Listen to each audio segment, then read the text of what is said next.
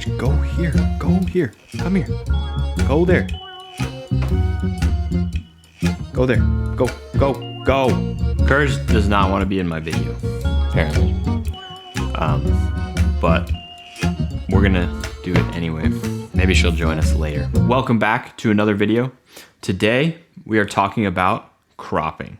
Now, that may seem a little bit boring, but hear me out. When I used to think about cropping, I used to think of it as corrective, right? You're straightening horizons, you're zooming in a little bit, maybe taking that thing off the edge that's distracting. But, that's where I stopped. And it was simple. But while those things are important, I think cropping can be used much more creatively than that. And when I talk about cropping, I'm talking specifically about cropping ratios. So the ratio of width to height in a photo. And I think playing around with those ratios can redefine the meaning of a photograph. So the first ratio that we're talking about is one you may already be familiar with, even if you don't know it. And it is the 2:3, or the 24:36, which may sound familiar. That is the default dimensions of most camera sensors. And it also is the dimensions of 35mm film. So it has been around for quite a long time. And because it's been around for quite a long time, photos that are shot at 24:36, they feel very organic, very natural. This is a ratio that you see every day with photography. And it's really the classic ratio in photography. And so the photos that are cropped at this ratio they feel observational. They don't feel created. They don't feel constructed. They feel observed and almost like a documentary photo. So the shape of the image doesn't call attention to itself.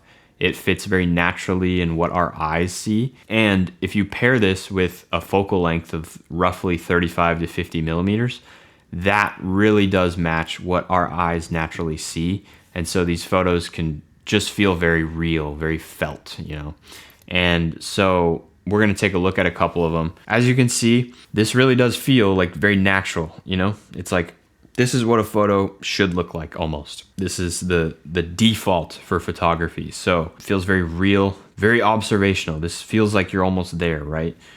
This is what I saw in the scene when I was there. I think this was shot at about 50 millimeters. So again, matching that kind of what you see with your eyes. Here's another one. So again, this is a vertical version, but it's still the 24:36 ratio. And it feels very real, I went with a heavy contrast black and white edit for this.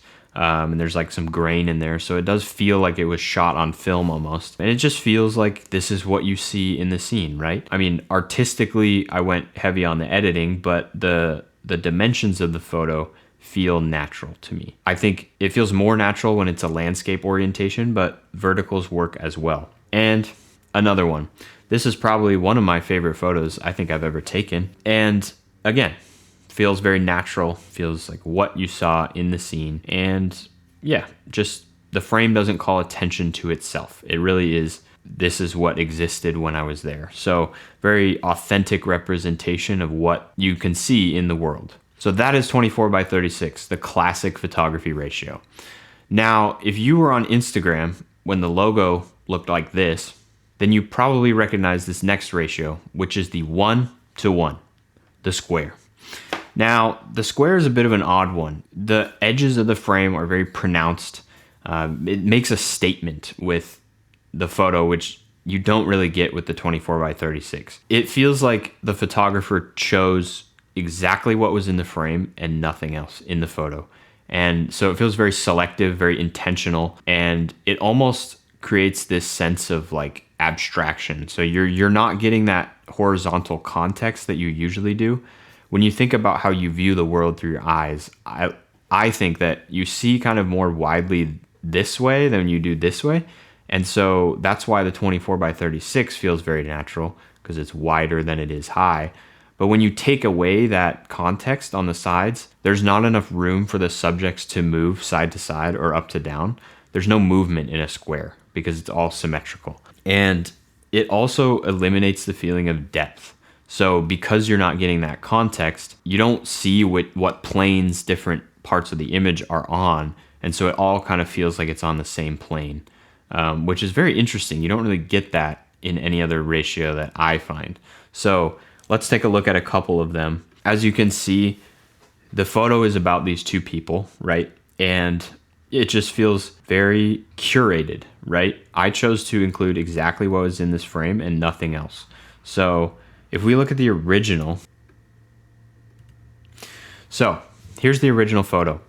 And as you can see, the people are kind of the main subject of the photo, but in this orientation or this ratio, it's very unclear what this photo is about, right? Is it about these people? Is it about the train station as a whole?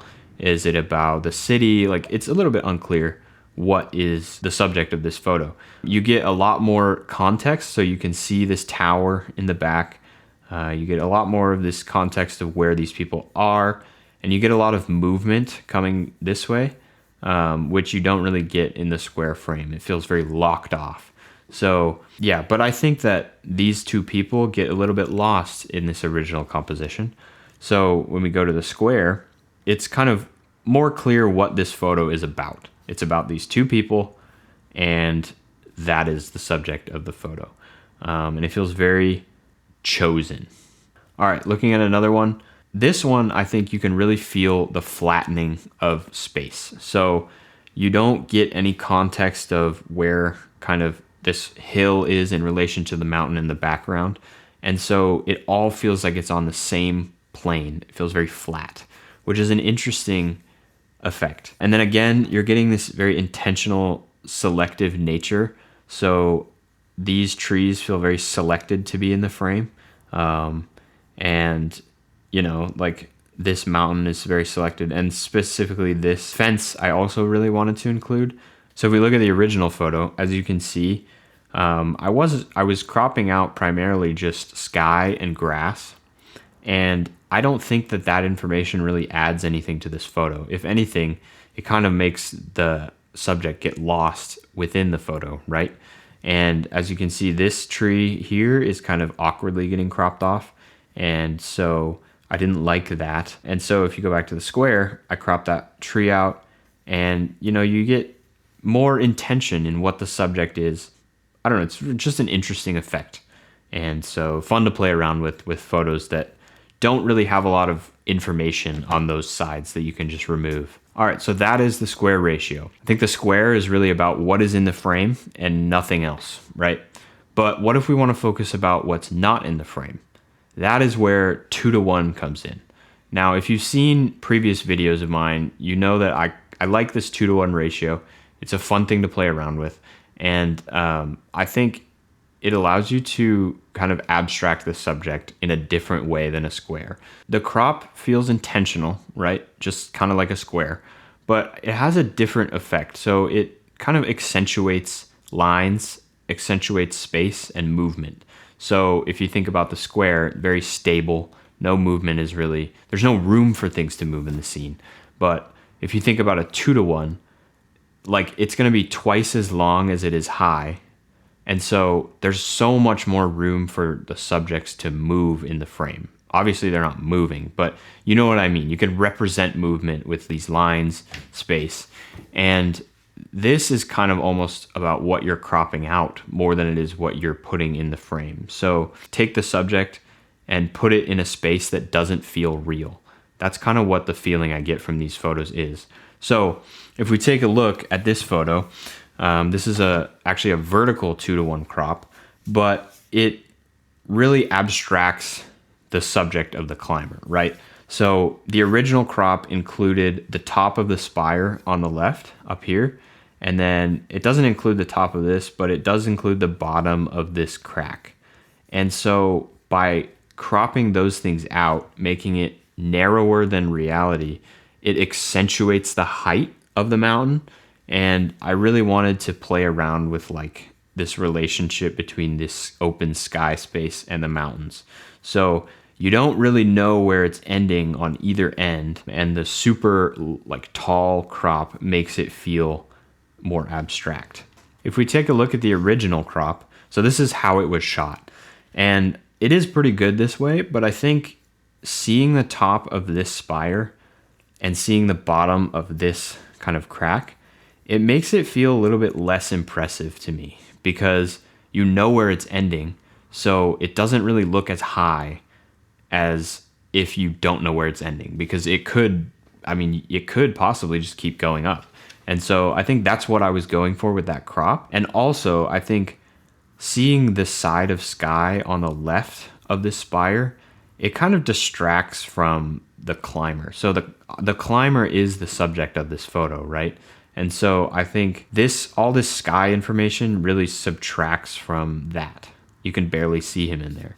So if we go back to the original, again, you don't know where it's ending. And then this compression of space this way makes the space this way feel even taller. Looking at another 2-to-1 crop, this is some bamboo. Yeah, it's bamboo. I don't know what else to say about it. But anyway, I like the contrast between all of these vertical lines and then stretching them out this way. It feels a little bit more abstract to me. And, the original frame, actually, let's look at the original frame. This is 24 by 36 again. This is how it was shot. And honestly, it's pretty good this way. I don't mind it. Yeah, I don't mind this one. This way, actually. Well, I think that this feels like art to me, and like it feels like a painting. It feels like a dream. And so I think using that 2-to-1 crop to make it a little bit wider than reality, it makes it feel almost more abstract. And it's really taking the subject of this bamboo and making it feel like more abstract than it is. Does that make any sense? I don't know. I'm kind of struggling with this one because I do actually like it cropped like this. So you can crop a photo different ways and it will look good either way. So I guess this shows that I have no idea what I'm talking about. This looks pretty good too. So I guess just play around with crops. There's no right answer. There's no wrong answer. Just kind of whatever you feel is right. But anyway, here's another 2-to-1 crop. So this is Palouse Falls, if you haven't seen it before. But for this one, the classic shot of Palouse Falls is kind of this bowl here with the falls, and then it kind of ends right here, right? Because you can't really get much wider than that. But I wanted to include the information about this river continuing on, because this falls is part of this big river. And I wanted to include kind of the canyons. I really liked all of this kind of story that's in it. So I went with a wider crop than normal. This is actually a panorama, so it's 2 photos combined with each other. But I think it does a good job of representing kind of the story of this river continuing on into space. So that's kind of what I was going for with this. It's a cool ratio to play around with. All right, so that is the 2-to-1 ratio. You've seen it before, and that's kind of what I feel that it does. Again, I don't really know if that's actually the case, but that's what it does for me. So this is all, again, subjective. So whatever you feel the crop does for you, that's what it should do for you. That's what you should use it for. I really don't know what I'm talking about, but let's talk about those photos that don't fit any ratio specifically. So these are going to be essentially super wide or super tall. Those are really the only other 2 options. So these are the photos that are almost more artistic representations of the world than photographs. So this kind of thing can be used if you have a really skinny subject or something like that, where you want to accentuate that aspect of it, or you have a super tall subject that you want to crop in on so you see how tall it is. It really accentuates space, makes it feel larger than life, basically. So if we look at this photo, that's kind of what I was going for. I was going for accentuating the height of the Milky Way in this case, and kind of showing its relationship with this cove. If this photo was a little bit wider on the sides, I think that the Milky Way would kind of get lost a little bit. And also, this is 2 photos stitched together like that. So I actually couldn't go any wider because This was at 24 millimeters, and these are two vertical images stacked on top of each other. So I couldn't really go any wider than that, but I think that this crop is kind of interesting.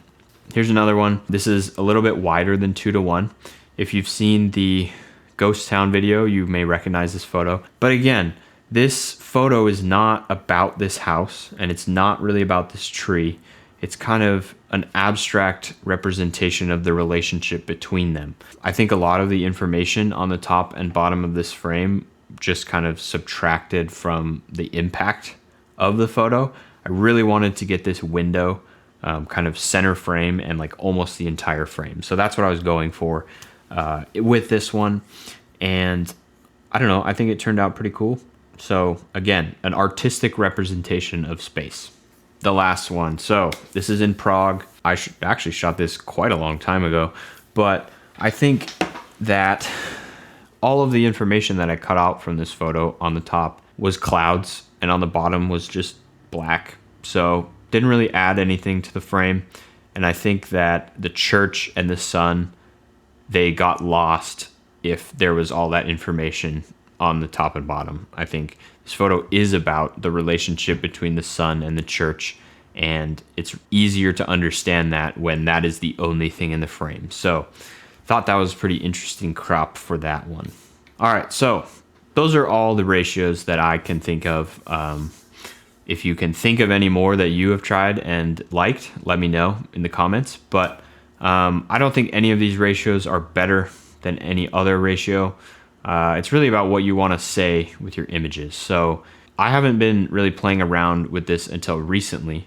And it's kind of unlocked this new creative tool for me that's really exciting. I've been able to take photos that, you know, have no really visual interest to me that I've taken in the past and kind of add meaning to it through these cropping ratios, which I think is pretty cool.